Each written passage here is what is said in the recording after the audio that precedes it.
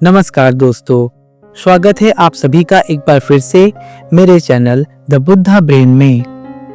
पिछले वीडियो में हमने देखा कि किस प्रकार मगध नरेश बिंबिसार और 1 लाख ब्राह्मण अनुयायियों ने भगवान बुद्ध की शरण ग्रहण की थी। आज का जो वीडियो है यह है अनाथ पिंडक की धम्म दीक्षा। अनाथ पिंडक ये एक बहुत ही बड़ा महादानी था। आज तक इतिहास में इसके जैसा दानी नहीं हुआ है। तो आइए आपको आज की इस कड़ी से जोड़ते हैं। सुदक कोसल जनपद की राजधानी श्रावस्ती का एक नागरिक था। कोसल जनपद पर राजा प्रसेनजीत का अधिकार था।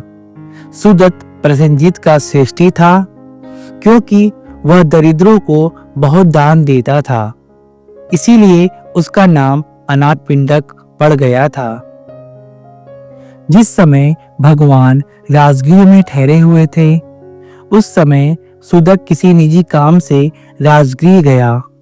वह राजगृह श्रेष्ठी के यहाँ ठहरा था, जिसकी बहन से उसका विवाह हुआ था। जब वह वहां पहुंचा तो उसने देखा कि उसका साला श्रेष्ठी भिक्षुक संघ तथा भगवान बुद्ध को भोजन कराने के लिए इतनी बड़ी तैयारी करा रहा है। उसने सोचा कि या तो किसी आवाह विवाह की तैयारी है या किसी राजा को निमंत्रण दिया गया है। जब उसे ठीक बात की जानकारी हुई तो वह भगवान बुद्ध का दर्शन करने के लिए अत्यंत उत्सुक हो उठा। वह उसी रात भगवान बुद्ध के दर्शनार्थ निकल पड़ा और तथागत ने अनाथ पिंडक के हृदय की निर्मलता को तुरंत भांप लिया। उन्होंने उसका सांत्वना भरे शब्दों में स्वागत किया। अपने आसन पर बैठ चुकने पर अनाथ पिंडक ने भगवान से कुछ सउपदेश सुनने की इच्छा प्रकट की। तथागत ने उसकी इच्छा पूर्ति करने के निमित्त एक प्रश्न से आरंभ किया। अब यह अनाथ पिंडक जब इसने देखा कि उसका साला किसी की आओ भगत में इतनी बड़ी तैयारी कर रहा है, तो उसे लगा या तो किसी का विवाह होगा या फिर किसी राजा को निमंत्रण दिया गया होगा, तभी तो उसका साला इतनी तैयारी कर रहा है।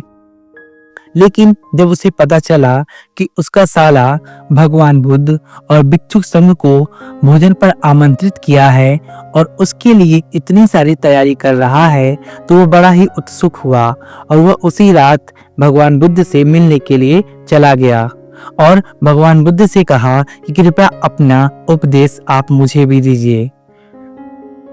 तथागत ने उसकी इच्छा पूर्ति करने के निमित्त एक प्रश्न से आरंभ किया। भगवान बुद्ध ने अनाथ पिंडक से पूछा, कौन है जो हमारा निर्माण करता है और हमें जैसे चाहता है चलाता है? क्या यह कोई ईश्वर है, कोई सृष्टि करता है?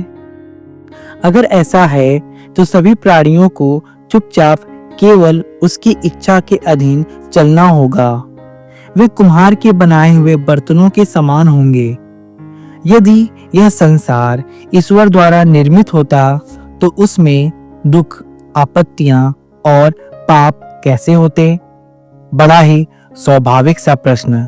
तथागत बुद्ध अनाथ पिंडक से यह प्रश्न पूछ रहे हैं कि यदि यह संसार ईश्वर द्वारा निर्मित है तो फिर उसमें दुख, आपत्तियां और पाप क्यों हैं?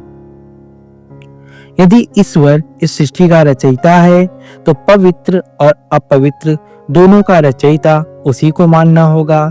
यदि सृष्टि का रचयिता ईश्वर है तो जितनी भी बुराइयां हैं और जितनी भी अच्छाइयां हैं, सभी का रचयिता उस ईश्वर को ही मानना होगा।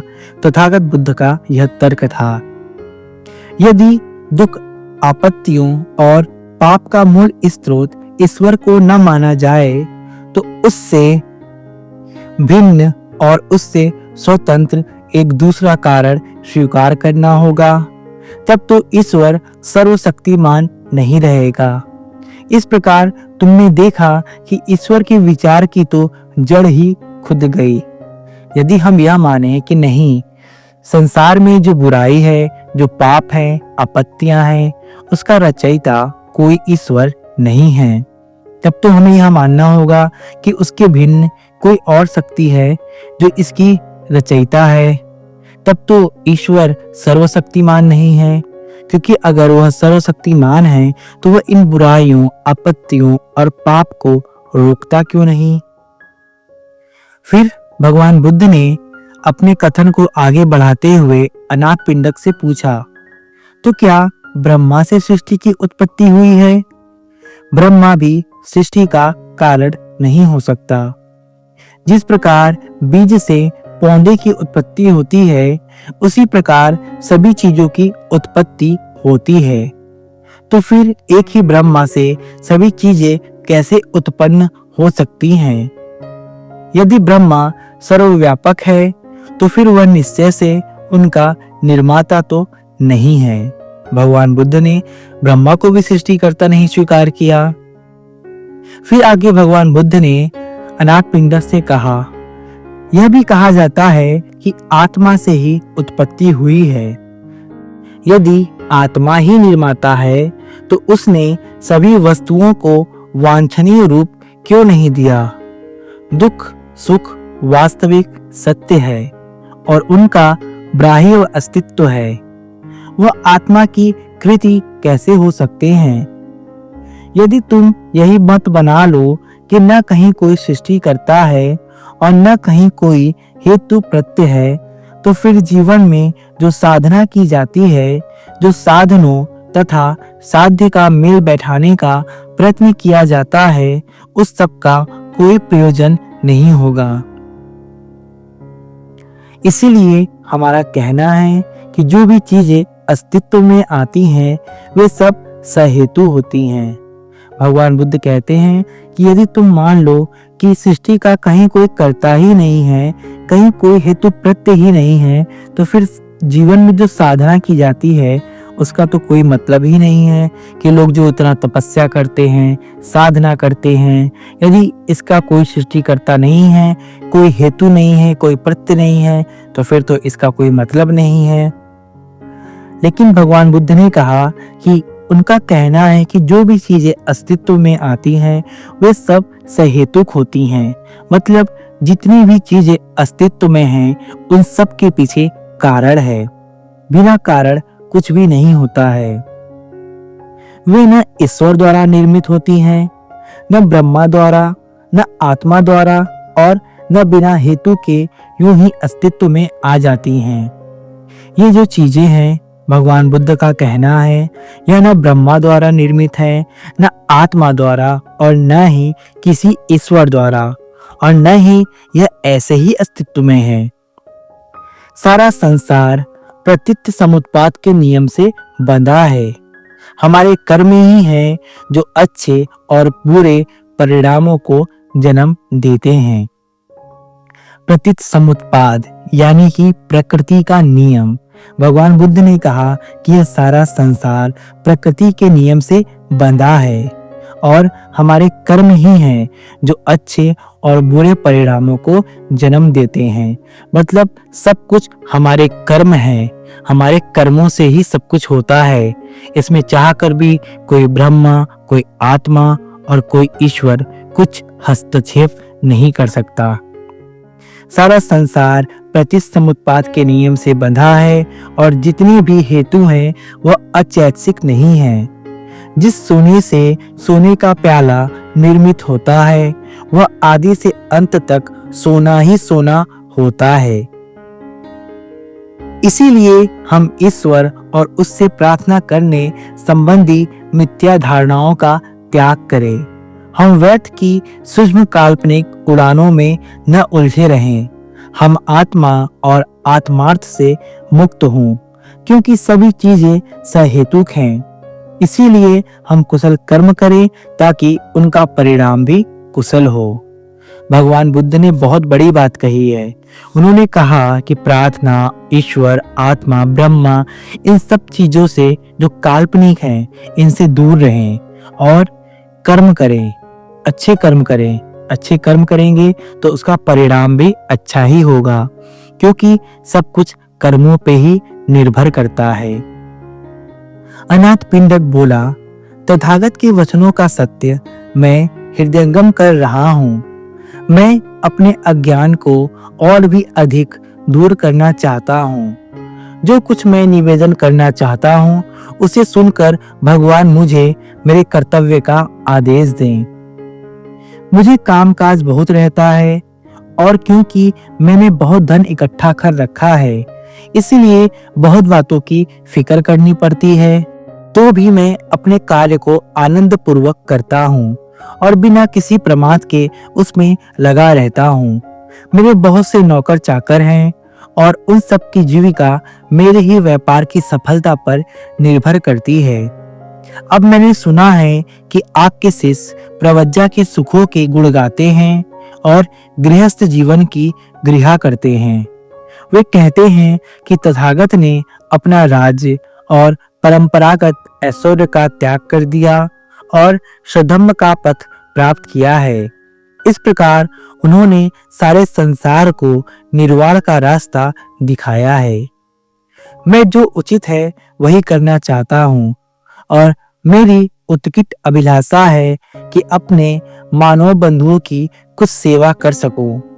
मैं जानना चाहता हूँ कि क्या मेरे लिए यह उचित है कि मैं अपनी संपत्ति, अपने घर और अपने कारोबार का त्याग कर दूं और आपकी तरह ही धम्म जीवन का सुख प्राप्त करने के लिए घर से बेघर हो जाऊं। यह बात अनाथ पिंडक भगवान बुद्ध से पूछता है कि आपके शिष्य गृहस्थों की बड़ी गृहा करते हैं और साधुओं की प्रशंसा करते हैं, तो क्या मुझे क्या करना चाहिए? मुझे घर में रहना चाहिए या सब कुछ त्याग करके आपकी तरह धार्मिक जीवन जीना चाहिए? तथागत का उत्तर था, धम्म जीवन का सुख हर उस व्यक्ति के लिए प्राप्त है जो आर्य अष्टांगिक मार्ग का पथिक है। जो धन से चिपका हुआ है उसके लिए यही अच्छा है कि धन की आसक्ति से अपने हृदय को विस्पाक्त बनाए, बजाय धन का त्याग कर दे। लेकिन जिसकी धन में आसक्ति नहीं है और जिसके पास धन है तथा वह उसका उचित उपयोग करता है, ऐसा आदमी अपने मानव बंधुओं के लिए एक वरदान है। मैं तुम्हें कहता हूँ कि गृहस्थ ही बने रहो, अपने कारोबार में अप्रमाद पूर्वक लगे रहो। आदमी का जीवन, ऐश्वर्य और अधिकार उसे अपना दास बनाते हैं, किंतु जीवन, ऐश्वर्य और अधिकारों के प्रति जो आदमी आसक्त है वह उसे अपना दास बना लेती है। जो भिक्षुक इसलिए संसार का त्याग करता है कि भिक्षुक बनकर आराम तलबी का जीवन व्यतीत करे, इसे उसे कुछ लाभ नहीं होगा, क्योंकि आलस का जीवन घृणित जीवन है और शक्ति का अभाव स्पृहणीय नहीं है।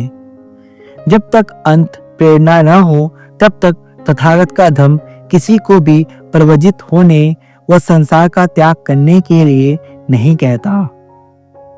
तथागत का धम्म हर आदमी से यही मांग करता है कि वह आत्मदृष्टि से मुक्त हो, उसका हृदय शुद्ध हो, उसे काम भोगादि सुखों की प्यास न हो और वह श्रेष्ठ जीवन व्यतीत करे। आदमी जो चाहे वो करे, चाहे वो शिल्पी रहे, चाहे व्यापार करे, चाहे सरकारी नौकरी करे अथवा संसार त्याग कर ध्यान भावना में रत रहे। उन्हें अपना कार्य पूरे दिल से करना चाहिए। उन्हें परिश्रमी और उत्साही होना चाहिए। और यदि वे उस कमल की तरह जो पानी में रहते हुए भी पानी से अछूता रहता है, जीवन संघर्ष में लगे रहने पर भी अपने मन में ईर्ष्या और घृणा को जगह नहीं देते, यदि वह संसार में रहते हुए भी स्वार्थ भरा नहीं बल्कि परमार्थ भरा जीवन व्यतीत करते हैं, तो इससे कुछ भी संदेह नहीं कि उनका मन आनंद और शांति से भर जाएगा। अनाथ पिंडक को लगा कि यह सत्य का धम्म है, सरलता का धम्म है और प्रज्ञा का धम्म है। इसीलिए उसने तथागत के सद्धम्म में प्रगाढ़ आस्था जगाई और वह तथागत के चरणों में नतमस्तक हो गया और प्रार्थना की कि उसे प्राण रहने तक शरणागत स्वीकार करे। तो यह थी अनाथ पिंडक की कहानी। अनाथ पिंडक एक बहुत ही धनी व्यक्ति था। जब उसने सुना कि भगवान बुद्ध के शिष्य गृहस्थों की गृह करते हैं तो उसके मन में शंका उत्पन्न हुई और उसने भगवान बुद्ध से प्रश्न किए, जिसका उत्तर आपने इस वीडियो में देखा है कि भगवान बुद्ध ने उसे क्या उपदेश दिया।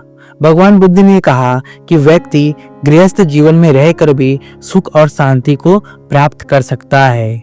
बस शर्त यह है कि वह किसी भी चीज के प्रति आसक्त न हो, मन में घृणा, लोभ, मोह, क्रोध, हिंसा ये सब चीजों को न रखे, शुद्ध जीवन जिए, अपने मन को शुद्ध रखे तो वह पवित्रता के पथ पर चल सकता है। आशा करता हूँ आपको यह वीडियो पसंद आई होगी। यदि आपको यह वीडियो पसंद आई तो कृपया वीडियो को लाइक कर दें, चैनल को सब्सक्राइब कर दें और साथ ही साथ नीचे दिए गए बेल आइकन को भी प्रेस कर दें ताकि आने वाले वीडियो की नोटिफिकेशन आपको सबसे पहले मिल सके। तो मिलते हैं आपसे फिर से एक नए वीडियो के साथ। तब तक के लिए बने रहें हमारे साथ हमारे चैनल द बुद्धा ब्रेन में। धन्यवाद।